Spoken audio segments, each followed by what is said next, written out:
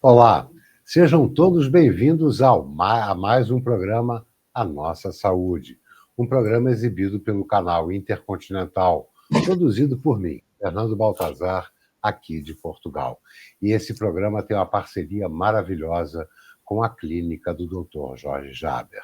Além dele participar dos programas, também temos a sua equipe, e sempre assuntos muito interessantes. O assunto de hoje, mais uma vez, é claro, estamos no Setembro Amarelo, é a prevenção ao suicídio. Mas antes de começarmos o programa, eu gostaria de apresentar para todos vocês este livro aqui. Esse é o livro, são dois livros, Alcoolismo e o Saúde Mental em Pauta, que são do Dr. Jorge Jaber. São livros essenciais que todos deveriam ler. Então, mais uma vez, a minha co-hoster internacionalista da Clínica Jorge Jaber, a senhora Valentina. Mas, para apresentar a senhora Valentina, eu quero colocar em tela mais um programa internacional que todos vocês devem acompanhar e que o link deste programa estará na descrição deste programa. Vamos lá. Senhora Valentina, peraí, está aqui, é esse daqui, é esse. Senhora Valentina, então eu queria saber sobre esse evento que vai ter. Por favor. Bom, boa noite a todos os nossos telespectadores, a todos que nos assistem de Lisboa, do Rio de Janeiro e de várias cidades e países do mundo. Sejam muito bem-vindos a esse programa de hoje. Bom, como de praxe, né, nós apresentamos notícias ou convites internacionais para webinars, para vocês assistirem, terem acesso a documentos, jornais internacionais, e a Clínica Jorge Jaber foi convidada para a cúpula Afro-Asiática de Prevenção e Tratamento de Drogas, que será realizada em Nairobi, no Quênia, dos dias 27 a 29 de outubro de 2025, na modalidade presencial e na modalidade online, ou seja, para todos que não puderem ir até o Quênia diretamente, podem assistir online, e o link para acesso a esse evento está na descrição da live de hoje. Muito obrigada. Eu que lhe agradeço, doutor Jorge Jaber. Que prazer tê-lo aqui de volta. Semana passada foi um programa muito especial com o senhor no estúdio, mas o senhor, independente de estar no estúdio ou na clínica, em plantão, é sempre uma grata surpresa, uma presença essencial para engrandecer o debate e esse programa com tantas informações tão importantes para todos nós. Obrigado pela sua participação, doutor Jorge. Muito obrigado a você, jornalista Fernando Baltazar, que nos dá a oportunidade de cumprir uma das nossas missões, que é a prevenção a doenças e que possam, inclusive, ser impedidas de ocorrer, como é o caso do suicídio. Então, é um prazer estar com vocês, mais uma vez, lutando para a gente conseguir ajudar pessoas a não se matarem.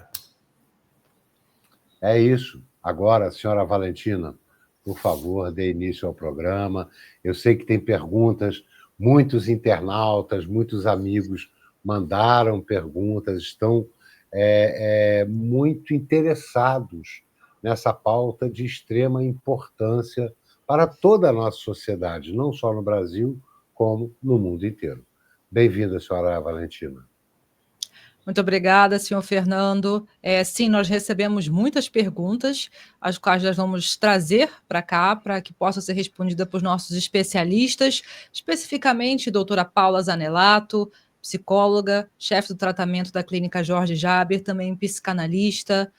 Seja muito bem-vinda, doutora Paula. Obrigada pela sua muito participação obrigada. Hoje. Boa noite a todos. Muito obrigada. É um imenso prazer estar aqui novamente e vamos falar de prevenção. Tudo bem. Excelente. Dando seguimento, tenho aqui comigo também, junto com a doutora Paula, senhor Lio Braga. Seja muito bem-vindo. Boa noite. Terapeuta Lio Braga. Boa noite, senhora Valentina. Boa noite a todos aqui e todos os telespectadores. Uma honra, mais uma vez, estar aqui participando e falando de um assunto tão importante como a prevenção ao suicídio. O terapeuta Lio, que é o sucesso com os adolescentes lá da Clínica Jorge Jaber. É sempre uma alegria ver a foto do senhor Lio, rodeado por todos os adolescentes muito sorridentes. Tá. Bom, O senhor Lio tem algo de muito especial. O senhor Lio fala diretamente com essa juventude, numa linguagem direta, numa linguagem que eles entendem. E essa é uma questão bastante importante da clínica do Dr. Jorge Jaber. Essa multiplicidade. São diversos terapeutas, diversos segmentos, e cada um com o seu objetivo próprio, cada um conseguindo falar com o seu público, dando o melhor de si no interesse do tratamento de quem está lá buscando por ajuda. Mais uma vez, obrigado, senhor Lio, muito obrigado mesmo. Gratidão, senhor Fernando. Bom, eu vou dar início aqui às perguntas. A primeira pergunta eu gostaria de direcionar para o Dr. Jorge Jaber. Presente! Certamente, doutor. Primeira pergunta: quais transtornos mentais possuem maior índice de suicídio na sua visão? Existe algum transtorno específico? Sim. Muito obrigado pela pergunta. Vamos começar lembrando que suicídio nem sempre é sinal de doença, pode acontecer até mesmo por um impulso de alguém que tenha uma dificuldade momentânea em resolver um problema. Como a doutora Paula chamou muito bem a atenção na semana passada, o suicídio quase sempre está acompanhado de um ato impulsivo. E nós sabemos que adolescentes, jovens, frequentemente apresentam atos impulsivos. Então, é importante lembrar que jovens e adolescentes em situação de estresse, de situação de grande dificuldade de performar, ou melhor, de conseguir atingir uma performance satisfatória acadêmica, esportiva, social, que possa, em algum instante, sentindo que não consegue ter o sucesso esperado, toma uma atitude impulsiva e frequentemente atinge o suicídio porque não conhece bem os métodos letais. Então, a criança ou adolescente toma uma atitude para se livrar da dor, para dizer assim, eu não aguento mais, e toma uma atitude. E, às vezes, esta atitude leva à morte. Eu me recordo, de uma pessoa que eu atendi há muitos anos atrás,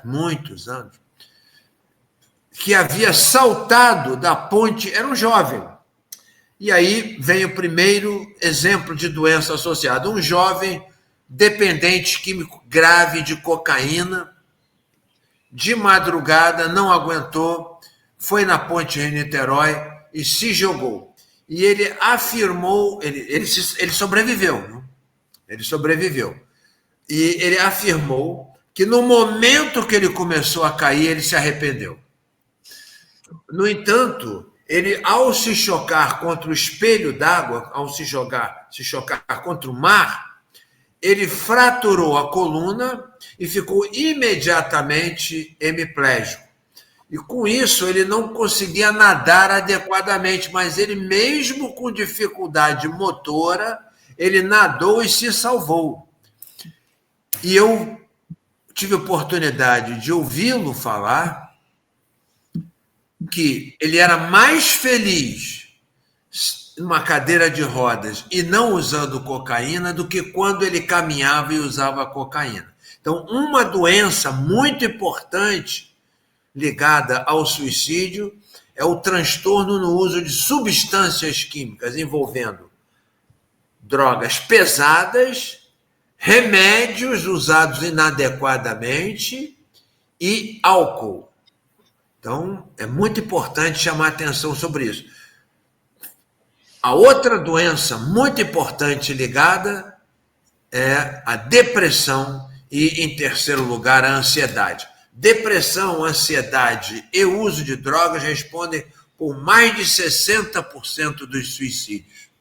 Vejam só como é possível trazer maior satisfação se nós conseguirmos que uma pessoa se mantenha em abstinência e se trate para depressão e ansiedade. São tratamentos relativamente fáceis, viu? Relativamente fáceis. Eu sei que a senhora Valentina aí, junto com o senhor Lio e com a doutora Paula, não é? São capazes de lembrar de várias circunstâncias em que eles atuam prevenindo o suicídio. Eu só queria colocar mais uma questão. Tem, lógico, o uso de drogas, de álcool, mas qual o fator que esse excesso de tecnologia, né? Hoje todas as pessoas vivem pregadas numa tela, um excesso de informações, muitas delas, a maioria, inúteis, e muitas informações que não são verdadeiras. Nós temos influencers que influenciam para o mal, que não influenciam para o bem. Qual o papel também, além das drogas, que as redes sociais têm nessa busca do autoextermínio? Por favor, doutora Paula. Vamos lá. Vamos ver. Bom, tem alguns dados que eu gostaria de trazer, só ainda complementando o que o doutor Jorge trouxe. Eu hoje separei, inclusive, alguns números mesmo, antes da gente chegar nessa parte da tecnologia, sobre esse aumento significativo dos transtornos mentais, né? Então, o doutor Jorge citou depressão e ansiedade, que aumentaram a depressão em 35% nos últimos anos, né? E a ansiedade em 32%. Além disso, inclusive hoje a gente vai se aprofundar um pouco mais, né, na nossa sequência do que falamos na semana passada. A gente trouxe alguns fatores de riscos e hoje eu gostaria de me aprofundar um pouquinho mais. Além disso, o transtorno afetivo bipolar também traz muito esse aspecto da impulsividade, né, principalmente quando o paciente está em euforia, quando o paciente está em mania. Tá? Bom, dito isso, sobre a tecnologia, há também um estigma muito grande em relação à tecnologia, né? Então, a gente tem que se aprofundar e dizer o seguinte: da mesma forma que sim, pode influenciar negativamente, como, por exemplo, o doutor Jorge até citou uma pesquisa feita naquele famoso hoje chat de buscas e respostas. O doutor Jorge citou isso na semana passada, onde um jovem pesquisou por meses uma forma de despedida e métodos para chegar ao suicídio, ou seja, uma tecnologia que, de alguma forma, influenciou numa vida tão valiosa que se foi. Então, podem ter muitos fatores negativos, sim. Entretanto, também tem muitos fatores positivos. Então, há um estigma de que a tecnologia pode prejudicar. Mas veja bem, a gente faz prevenção, muitas vezes através da tecnologia. Existem diversos artigos alertando sobre o suicídio, sobre tratamentos. Então, não há um número exato do quanto a tecnologia pode influenciar negativa ou positivamente. A gente precisa entender o contexto que esse sujeito, que esse paciente vive. Hoje se fala muito, e eu até vou passar para o senhor Lio falar um pouquinho disso, hoje se fala muito que os jogos, por exemplo, podem influenciar em suicídios, em homicídios, e na prática não é bem assim. Tá? Então a gente precisa analisar caso a caso, sabe, Fernando? História a história. Eu acho que é muito arriscado a gente afirmar com certeza que a tecnologia influencia negativamente. É verdade, tem muita página com informação ruim, muita fake news, muitas influências negativas, mas eu diria que também tem muitas influências positivas.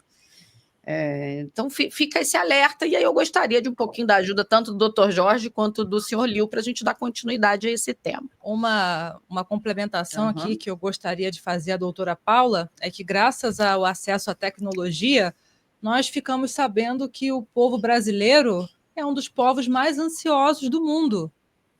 Nós estamos sendo superados atualmente, né, infelizmente, pelos ucranianos que estão vivendo naquele estado de conflito, mas os brasileiros vêm em seguida como o povo mais ansioso do mundo. O que vocês acham disso?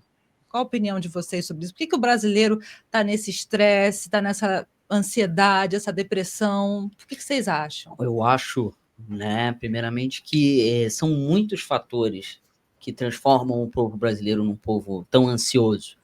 Né? A gente pode comentar sobre questão socioeconômica, violência, baixo acesso à saúde, mas quando a gente fala de prevenção, eu acho que a internet também é um caminho de prevenção.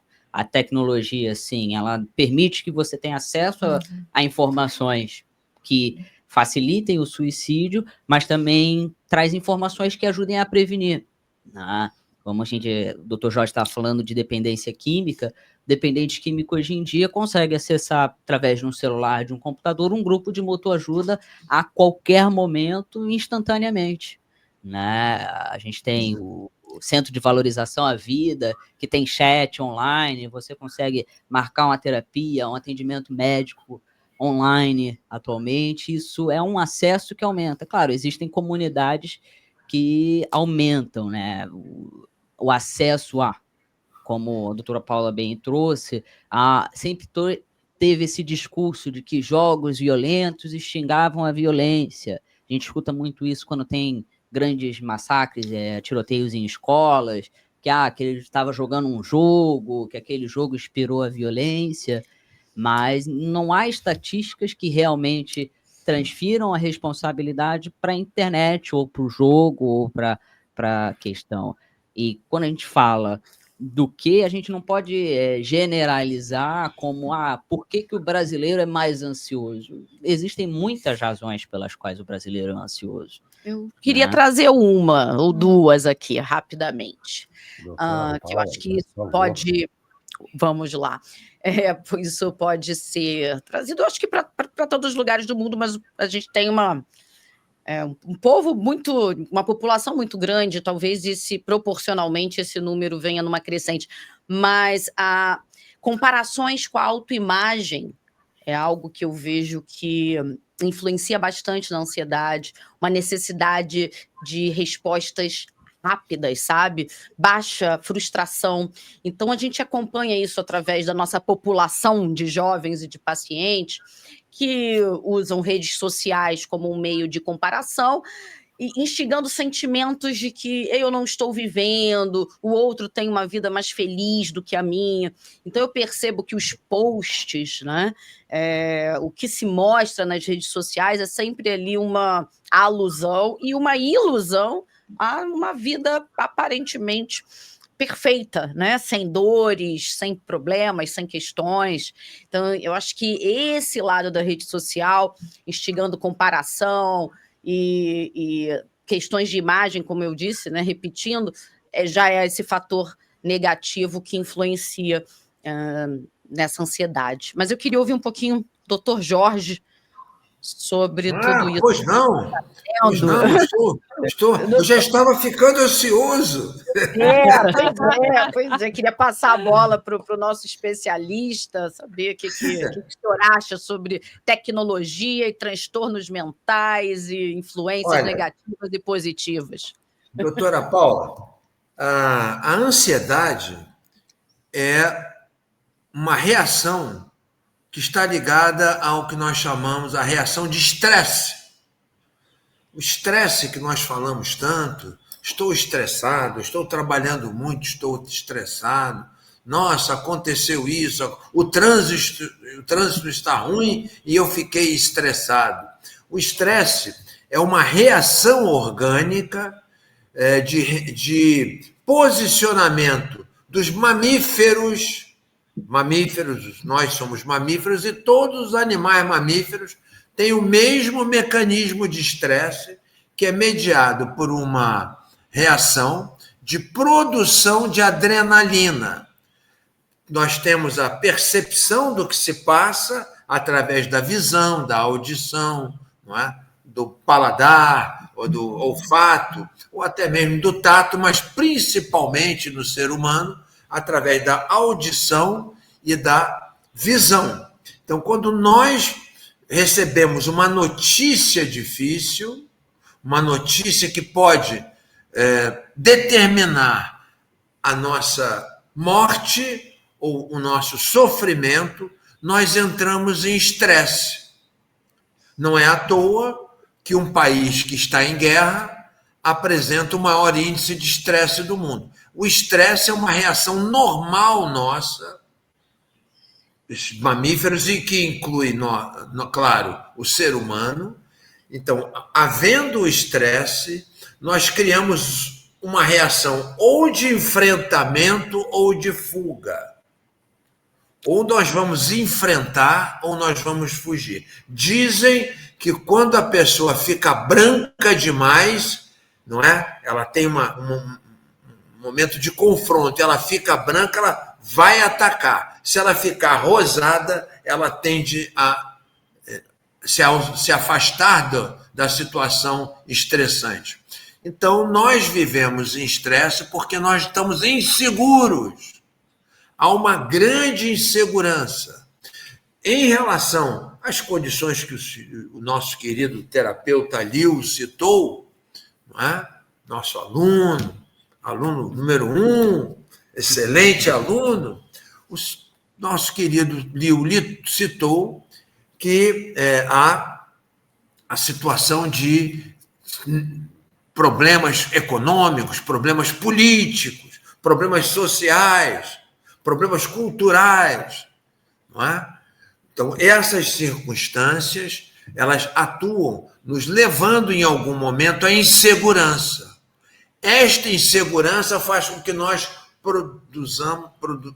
temos uma produção maior de noradrenalina e adrenalina, e isso eleva o estresse. Se nós levarmos esse raciocínio também para adolescentes, que além desse estresse geral que existe, está submetido a um estresse maior, que é a ausência de oportunidades. Como é que o jovem vai ter sucesso? Quais são as oportunidades que ele pode encontrar? Não é? E eu não vou me aprofundar, porque senão eu entrarei numa análise política, cultural, e não vale a pena. Mas, nesse instante, o nosso adolescente, ele não tem grandes possibilidades, não tem grandes recursos, e ele passa a entrar numa situação de estresse. O estresse, frequentemente, como disse, leva ou ao ataque, ao enfrentamento, ou à fuga. A fuga é uma forma de depressão. Para você conseguir fugir, você tem que deprimir, tem que perder os seus interesses. Então, essa é a circunstância geral. Como é que nós vamos agir nisso? Nós vamos agir nisso tentando levar alguma esperança, e aí entra, sabe, eu vou responder um pouquinho a sua colocação, senhor Fernando Baltazar, jornalista que está nos dirigindo diretamente de Lisboa. Senhor Fernando Baltazar, a democracia, eu não vou falar em política, pelo amor de Deus, mas a democracia, ela dá condições iguais. Então, ao mesmo tempo que a internet entra com informações negativas, o programa Nossa Saúde traz a oportunidade de nós competirmos por esse espaço. Por favor, senhor Fernando, o senhor já está pensando uma boa colocação aí. Não, claro, é que eu vou escutando. Nesse programa, eu queria agradecer porque eu aprendo muito, não só com o senhor, doutor Jorge Jaber, mas com toda a sua equipe. Então, eu vou fazendo anotações aqui para aprofundar essas dúvidas que eu tenho e que certamente muitos dos nossos espectadores podem ter. Falamos agora há pouco, até anotei aqui, sobre as redes sociais, né? O que nós temos que entender é que a rede social é feita por algoritmos. Então, quando alguém busca algum tipo de informação, ela será minada o tempo inteiro por aquele tipo de informação. E como o senhor Liu bem colocou, busque as informações corretas. Tem os grupos de NA, tem os grupos de mútua ajuda. Eu, particularmente, adoro a internet, eu sou aficionado por internet, mas eu busco conhecimento, eu busco aquilo que é bom para mim. E o que acontece? Eles me entregam exatamente aquilo que está no perfil do que eu busco. Só que nós vivemos em uma sociedade onde tudo é instagramável, né? Tem esse termo. Cheguei no restaurante, é instagramável. Esse local é instagramável. E vivemos numa situação de felicidade artificial. E muita gente é impactada por essa felicidade artificial. Tanto que todos nós já vimos uma criança birrenta ou alguém meio birrento, liga a câmera, ela sorri na mesma hora. Parece uma máquina de felicidade. As pessoas postam aquilo que é bonito, aquilo que é bom, aquilo que estão comendo de bom, mas isso não pertence à realidade do dia a dia. As redes Ou sociais pessoas que postam uma foto com muito filtro, né? E a pessoa perde totalmente a imagem. A questão da autoimagem que eu trouxe, que influencia muito. É o que eu sinto que vai tirando um pouco da realidade. E muitos jovens podem ser suscetíveis a achar que a vida do outro é perfeita, porque vê as fotos, nossa, é tudo bom, está sempre sorrindo, está sempre perfeito, sempre comendo bem, sempre com bons amigos e sempre feliz. Só que ninguém é sempre feliz. E então, para a juventude, talvez essa pergunta seja encaminhada para o senhor Liu, essa juventude tem esse impacto. Quando eu falei das influências, são esse impacto, o impacto do algoritmo. O que você busca na internet? Não seria isso, senhor Liu? Sim, com certeza. Quando a gente entra em algoritmo, é bem comum que a gente interaja. Quanto mais a gente interage com o post, mais ele tende a aparecer. E às vezes isso é algo mínimo. Fiquei mais de 5 segundos olhando o mesmo conteúdo, ele tende a aparecer mais, por mais que você não interaja com esse conteúdo. O algoritmo, ele identifica que você parou mais tempo naquele post, então ele te dá mais daquele assunto. E é isso, como o senhor falou, você busca o que você quer consumir. O adolescente, o jovem, a gente tem aquela frase muito comum, né? A grama do vizinho sempre é mais verde. Então, quanto mais ele interage com o assunto do outro, em que o outro traz que a vida é boa, ele cria esse estado de comparação natural, de olha, como está a minha vida. E aí ele se entrega num mundo de ficar mais virtual e acaba não fazendo os movimentos da própria vida, de buscar essa própria melhora na própria vida. Então ele fica nessa e continua esse ciclo de comparação, e aí ele alimenta mais um algoritmo adoecido, em vez de alimentar esse algoritmo, como o Dr. Jorge mesmo diz, ele recebe jogos de xadrez para assistir no algoritmo dele. Eu recebo muitos jogos de futebol americano, que é um esporte que eu gosto bastante. E a senhora, doutora Paula, o que a senhora recebe mais? Decoração de casa. Que bom. Comida, decoração de casa e praias. Então, interessante. Eu também recebo muita receita aqui, viu? Muitas receitas. Ultimamente eu tenho recebido receitas de pratos portugueses típicos. Mas o que o senhor Liu disse é muito interessante, só para frisar mais uma vez. Os jovens que estão pensando em autoextermínio também estão buscando por esse tipo de informação e bombardeados pelos algoritmos por esse tipo de informações. pessoas negativas, pessoas depressivas, pessoas que não têm muito a entregar. E a vida é muito maior. Eu acho que o que a gente precisa dizer sobre rede social é que a vida é muito maior. Dá uma olhadinha pela janela, vai lá na rua, vê a vida acontecer também, porque é muito legal a vida fora da telinha. Não é, doutor Jorge Jaber? Sim, mas eu sempre me deparo com um enigma, porque eu fui uma criança que me interessava muito por ler. E eu era capaz de abrir mão de horas de lazer ou de brincadeira por leitura. E muita coisa que eu li provavelmente não tinha grande valor. Inclusive, eu era criticado, né? Porque eu gostava muito de ler histórias em quadrinhos, ou comics, né? Em inglês, os comics, histórias em quadrinhos. Mas depois de alguns anos, assim, nos anos 70, né? Eu sou de bem antes dos anos 70, nos anos 70, histórias em quadrinhos ou comics viraram cult, viraram algo com valor grande na cultura e que trouxeram algumas informações históricas importantes. Então, muitas vezes, aquilo que era feito com literatura e que o pessoal dizia, rapaz, você fica lendo, vai para a rua, vai jogar futebol, eu percebo que havia uma crítica a algo que me consumia, o que eu lia muito. Me lembro que no interior do Rio Grande do Sul, no inverno, não tinha o que ler. Eu lia telenovela. Eu lia telenovela, que eram novelas com fotografias e historinhas. E aquilo, por que eu lia telenovela? Porque eu tinha uma tia jovem e ela colecionava, eu não tinha o que fazer, eu lia aquilo. De alguma maneira, aquilo me influenciou. Então, eu acredito que existem coisas boas e coisas ruins para cada observador, para cada um. E nós temos que escolher.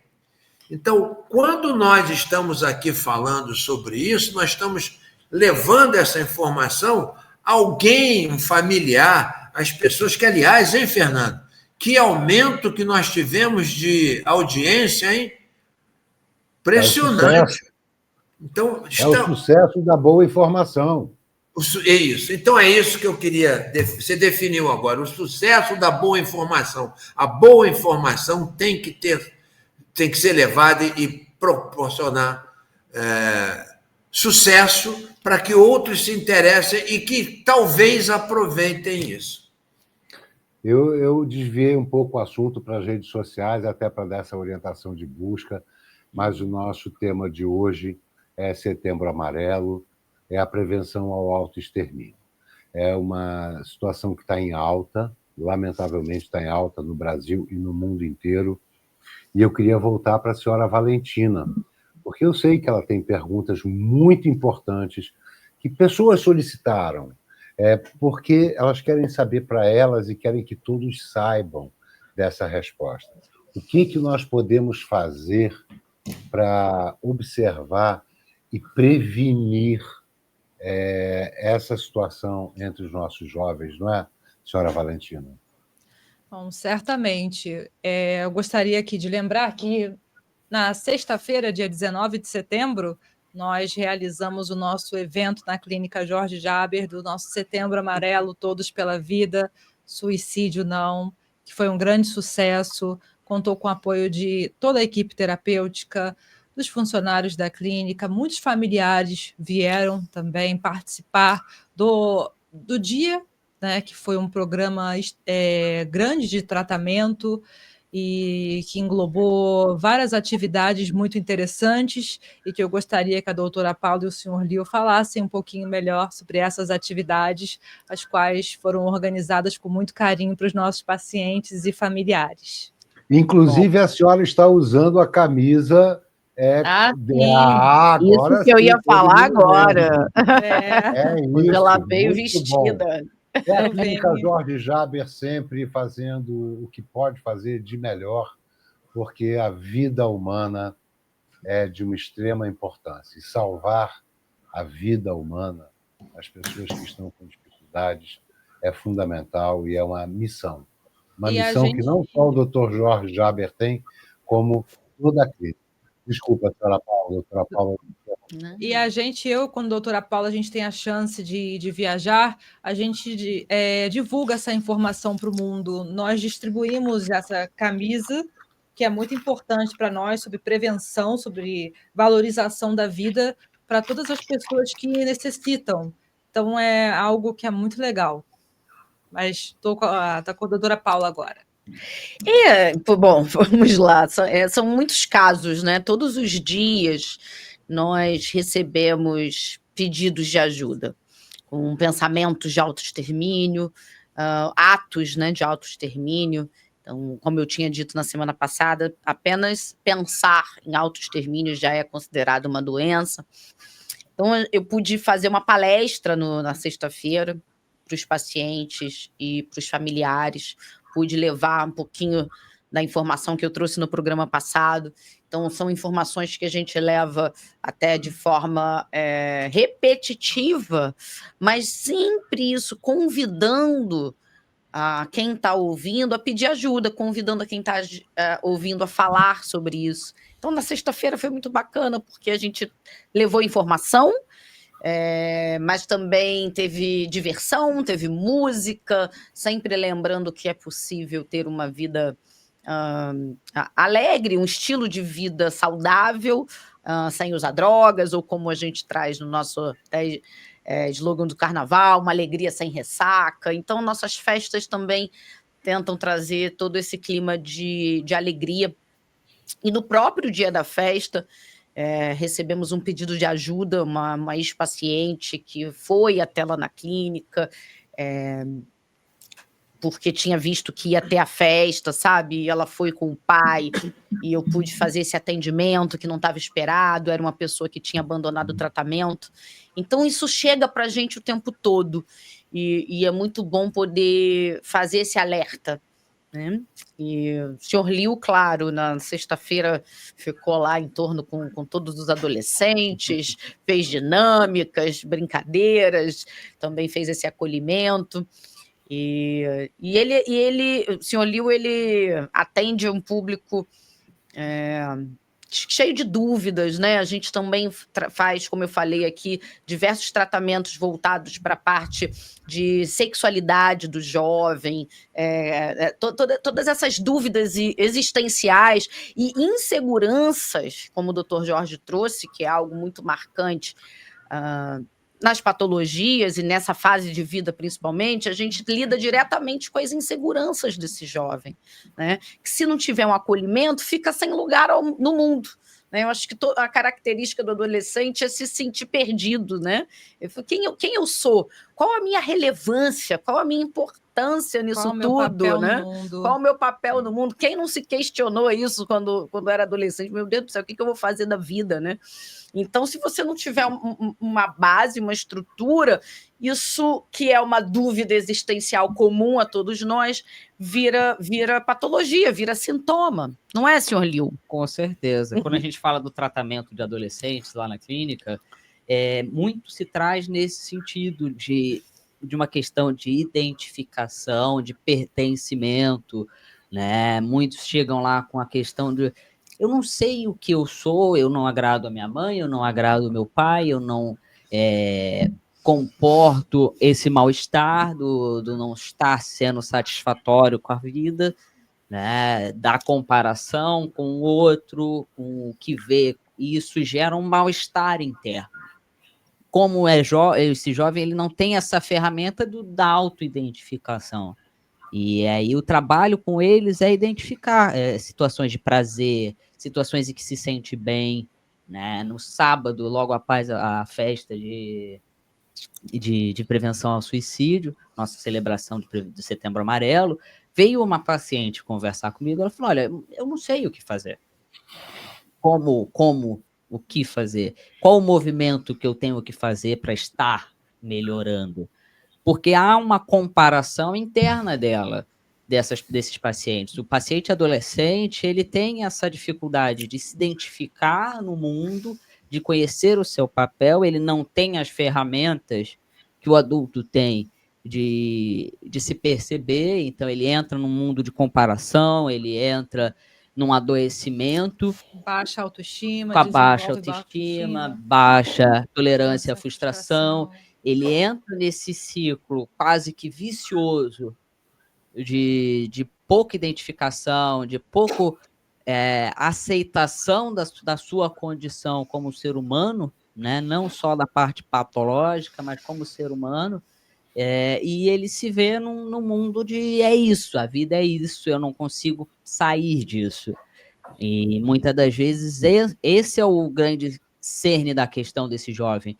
Ele não se identifica, ele não se conhece, e isso ele adoece, porque ele não atinge os objetivos de quem ele gostaria de ser, né? Então ele teme por uma frustração com a família, ele teme.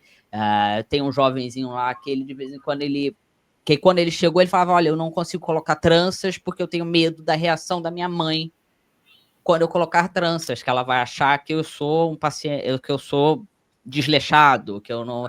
E a gente foi trabalhando esse medo dele, que gerava uma ansiedade muito grande, que levava ele às tentativas de suicídio.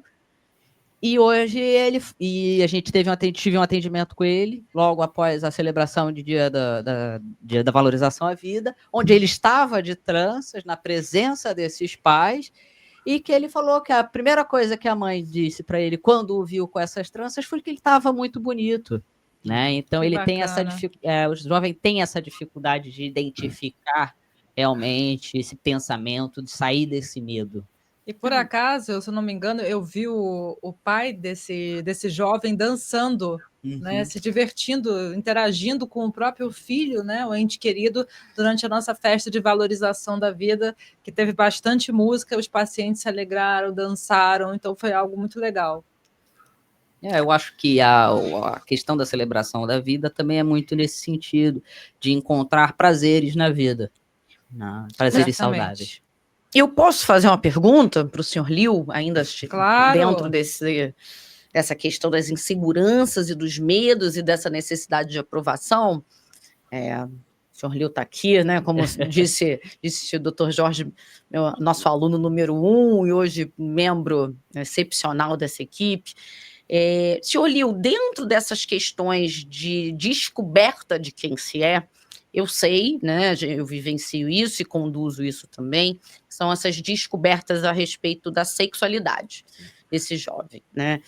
O senhor faz algum tipo de contraponto com essas inseguranças e até mesmo homofobias, por exemplo, com questões de suicídio ou de prevenção ao suicídio? O que você teria para contribuir sobre isso? Então, o público LGBTQIA+, né, lésbicas, gays, bissexuais, trans, intersexia, entre outros, é um público que sofre mais com tentativas de suicídio. Existe uma estatística que fala que esse público é um público que tenta mais vezes se matar, né? E isso na adolescência começa com a questão da identificação, com a questão do se perceber nesse mundo, numa sociedade, e ter medo da resposta que vai receber em relação a isso, se gosta de homens, se gosta de mulheres, se não se identifica com o gênero com que nasceu. E isso gera um desconforto muito grande nessa pessoa, essa não identificação, esse não pertencimento, muitas das vezes físico. E isso leva a mais tentativas de suicídio. Essa pessoa ela tende a ter um sofrimento maior. E, querendo ou não, a estatística de vida do público LGBTQI é muito ruim. Então, ele olha para o prognóstico de vida, onde há um preconceito, onde há uma fobia que gera mortes. A senhora Valentina falou de sermos o povo que mais sofre de ansiedade, somos também o povo que mais mata pessoas trans no mundo inteiro, né? Passando até de países extremistas religiosos. Então, os crimes.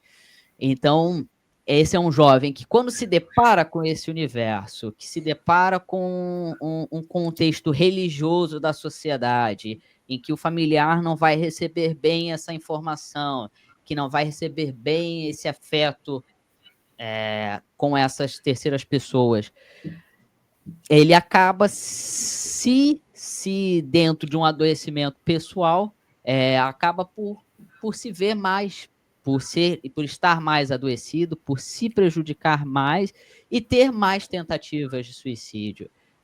Então, quando a gente combate... Nil, é uma pergunta.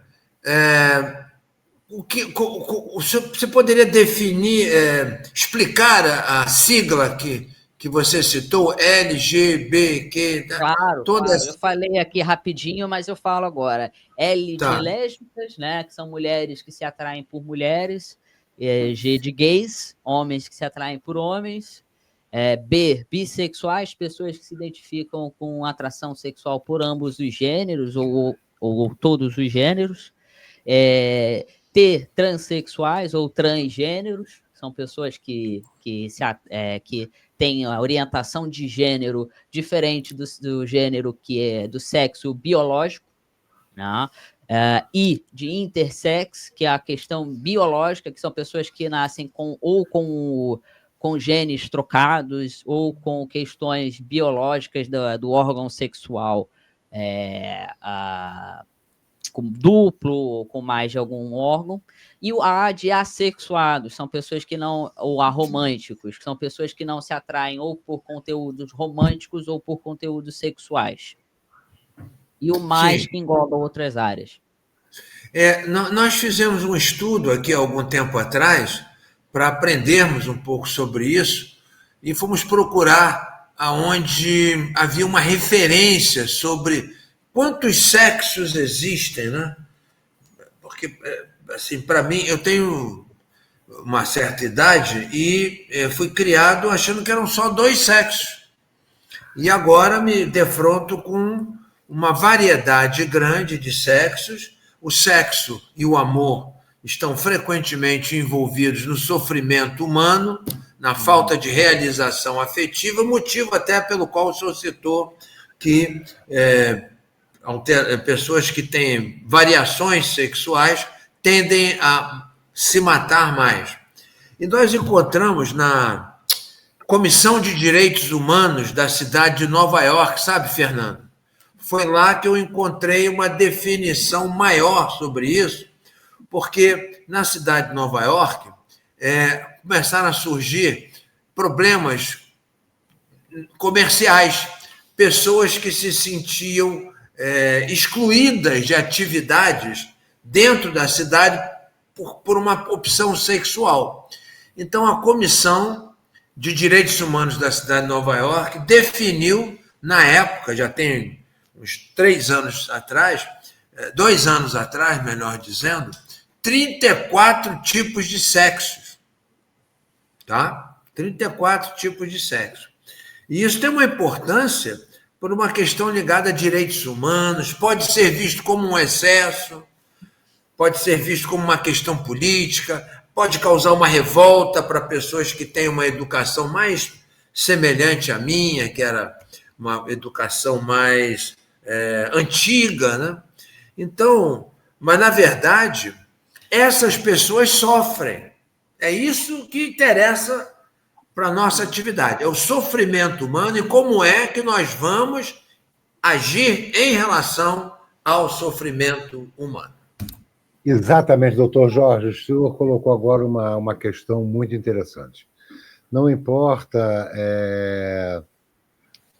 quantos sexos ou identidades sexuais existam, ou as pessoas se encontrem ou se identifiquem nelas. A função das terapias e da psiquiatria é tratar do ser humano, com todo e qualquer transtorno que tenha e com toda e qualquer dificuldade que traga. As dificuldades de se relacionar consigo mesmo por não se encontrar em um corpo, em uma identidade, e assim vai. E isso eu tenho percebido no mundo inteiro que causa muitos suicídios. tá? Muitos, muitos. E essa questão é muito importante, porque nós vivemos um momento em que, até por esse excesso de informação, de dificuldade, eu vou colocar como dificuldade. Eu converso com jovens e eles têm hoje dificuldade de saber até quem eles são. Eles ficam, mas eu sou o quê? Eu me encaixo em quê? Todo jovem, todo ser humano quer se encaixar em algo. E a gente sente que essas pessoas que não se encaixam em padrões têm uma tendência maior à depressão e, portanto, ao autoextermínio. Verdade. Sim. Certamente. Eu acho que a ideia da questão da questão LGBTQIA+, a questão do suicídio também trabalha muito nesse sentido, no pertencimento social. Né? A pessoa vem de uma estrutura muito religiosa, de uma família muito religiosa, que é uma maioria no Brasil. Sociedade patriarcal.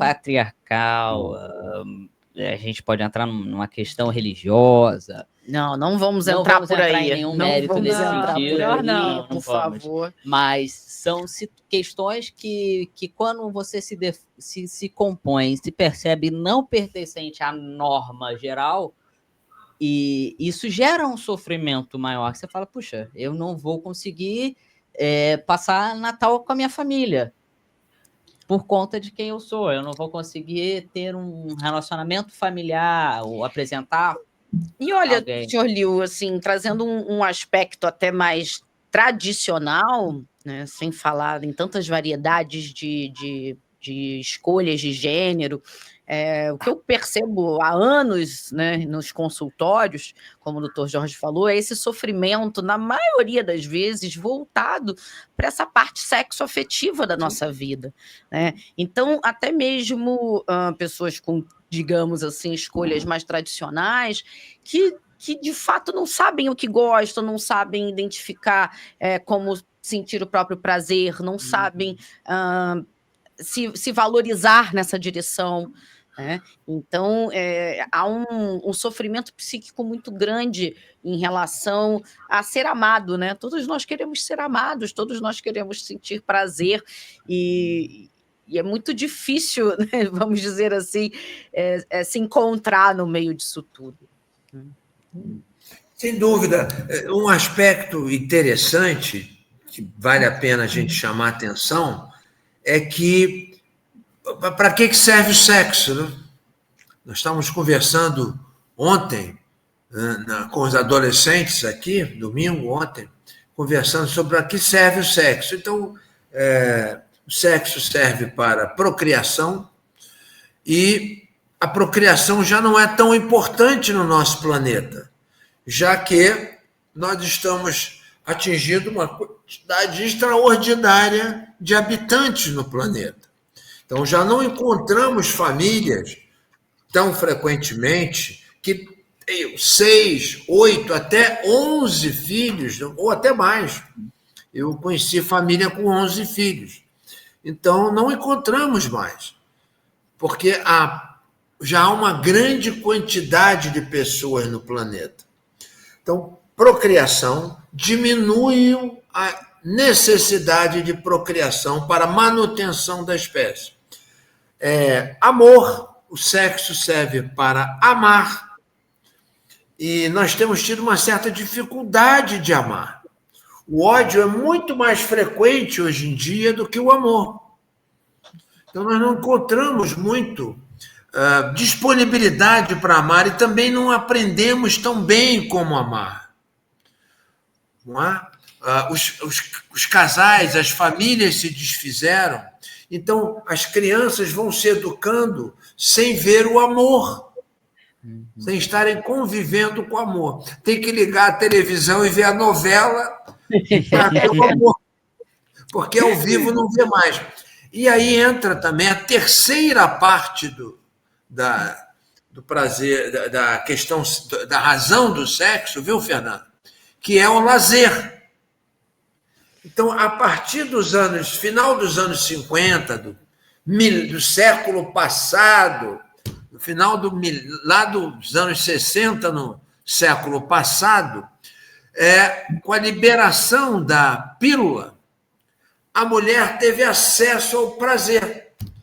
A mulher só podia procriar, podia fazer sexo por amor e por procriação. Então, a partir do momento em que surgiu o prazer, isso foi se expandindo, foi diminuindo a necessidade de procriação e liberando a possibilidade do prazer. Nos anos 60, isso atingiu um alto grau. E, no momento, aparentemente, deixo aqui a dúvida para próximos Nossas Saúdes, né? Se nós não estamos vivendo um excesso de procura de prazer através do sexo. É uma pergunta, não é caretice minha, não. Hein? Hoje, doutor Jorge, eu gostaria de acrescentar algo que eu vi hoje na internet, por acaso, antes de vir aqui para o estúdio, aí na clínica mesmo, crianças de 11 anos já estão entrando em aplicativos de namoro online, já estão buscando pessoas online. E eu queria só também fazer um comentário, provavelmente final, só por hoje, e fazendo até um contraponto com as patologias e com a prevenção ao suicídio, que sexo tem tudo a ver com saúde. Então, quando a gente faz uma anamnese de um paciente, a gente precisa verificar como anda a vida sexual desse paciente, porque, por exemplo, as comorbidades, né, como depressão, bipolaridade, afetam diretamente a forma desse indivíduo de se relacionar afetivamente e sexualmente. Então, quando a gente fala de sexo, a gente fala de saúde. Então, a gente precisa se aprofundar bastante aí nessa área. Concordo. Ok, eu vou ter que interromper. Como sempre, olha. Doutor Jorge, eu quero colocar aqui uma reclamação recorrente, tá? E a culpa é do senhor. A culpa é sua. Muita gente reclamando que 1 hora é pouco tempo para esse programa. Tem que ser mais, tem que ser no mínimo 1h30, mas nós combinamos que era 1 hora, o estúdio é contratado por 1 hora e temos que terminar. Eu só gostaria de deixar, da minha parte, o meu recado.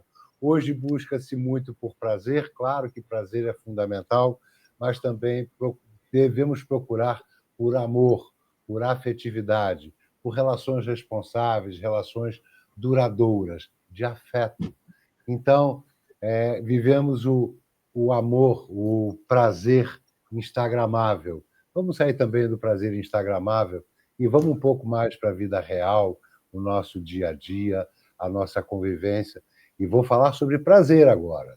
O prazer que eu tenho de estar nesse programa junto com o Dr. Jorge Jaber e com tantas pessoas com extrema competência que todas as quintas-feiras, às 20h30, dividimos um pouco de informação e tiramos dúvidas que talvez você que está nos assistindo tenha. Obrigado a todos vocês. Muito obrigado. Muito obrigado, hein? Boa noite. Até a próxima. E é isso. Próxima quinta-feira, às 20h30, mais um programa Nossa Saúde. Esse programa feito pelo canal Intercontinental em parceria com a Clínica Jorge Jaber. Espero que todos vocês tenham gostado. Se gostaram, curtam, compartilhem, comentem e ajudem os nossos algoritmos a multiplicar um pouco mais essa ideia, que é a ideia da saúde e a ideia da vida. Vamos, sim, sempre lutar pelas nossas vidas e pela vida de todos os nossos seres humanos. Você tem alguém com alguma dificuldade na sua família? Se abrace essa dificuldade buscando a informação necessária. E essas informações estão pelas redes sociais e, principalmente, busque a clínica drjorgejaber.com.br e busque por mais informações. Até semana que vem a todos vocês. Que Deus abençoe a todos nós e uma ótima semana. Muito obrigado.